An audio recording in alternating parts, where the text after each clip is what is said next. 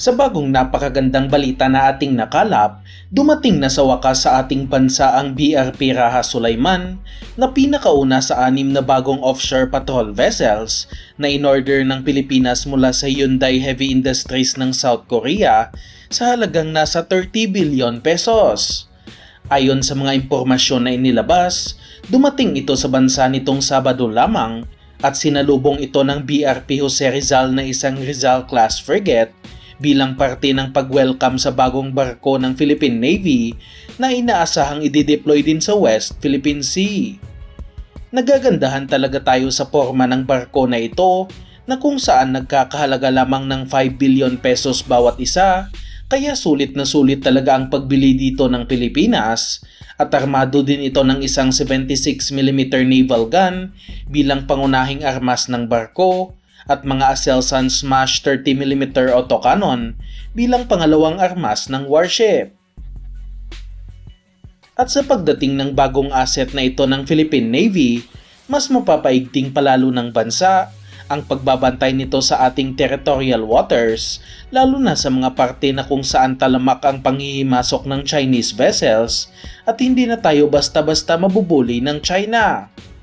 Napatunayan na rin na malaking tulong talaga ang mga bagong warships matapos nga may balita nitong mga nakaraang linggo lamang na tinaboy ng BRP Diego Silang na isang Miguel Malvar frigate ang nanghimasok na Chinese warship sa West Philippine Sea, kaya hindi lang basta-basta pang display ang mga bagong assets na ito. May kalakihan din naman ang BRP Raha Sulaiman kahit isa lamang itong offshore patrol vessel na kung saan may habang nasa 94 meters at bigat na nasa 2,400 tons at makikita din na malapad ito na klase ng barko kaya hindi ito basta-basta mabubuli sa West Philippine Sea at kayang-kaya makipagsabayan sa mga barko ng China.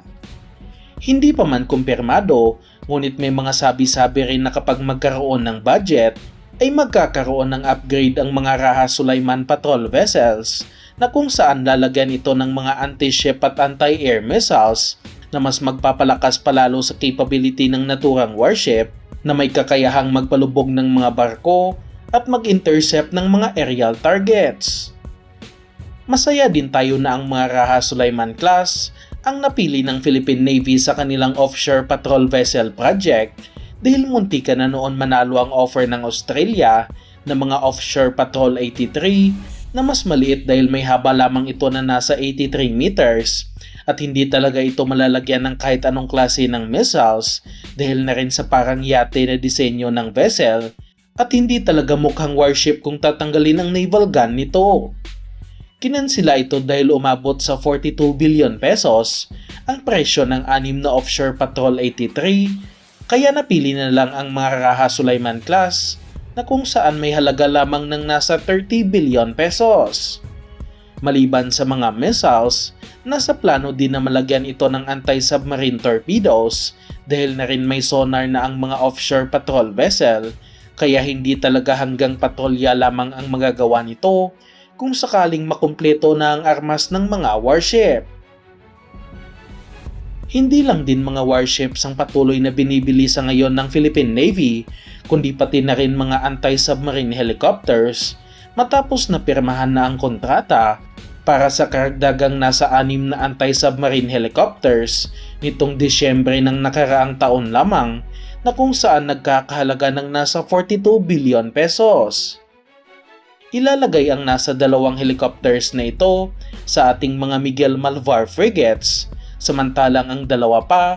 ay ilalagay naman sa kaka-order lang na mga bagong frigates mula sa South Korea at ang natitirang 2 naman ay hindi pa natin alam at maaaring bibili pa ng bagong warships ang Philippine Navy na hindi pa inaanunsyo sa ngayon. Makikitang masyadong mahal talaga ang mga helicopters na ito na kung saan umabot sa 42 billion pesos ang halaga at ito na nga ay dahil sa hindi basta-basta ordinaryong helicopter ang mga ito na kung saan kayang makadetect ng sonar nito ng mga submarine hanggang sa layong nasa 15 kilometers at kapag may na-detect itong kalaban ay gagamitin ito ang dala nitong K745 Blue Shark torpedoes na may range naman ng nasa 19 kilometers. Para naman sa surface targets tulad ng maliliit na patrol boats, armado din ito ng spike and loss missiles na kung saan may range naman na aabot sa 50 kilometers, kaya hitik din talaga sa armas ang mga helicopter na ito. Sa ngayon, hindi pa inaanunsyo kung ano ang napili na anti-submarine helicopter, ngunit napakalaki ng tsansa na ito ang AW159 na gawa ng bansang Italia at United Kingdom, at mayroon na rin nito ang Philippine Navy na kung saan nakadeploy sa dalawang Jose Rizal class frigates.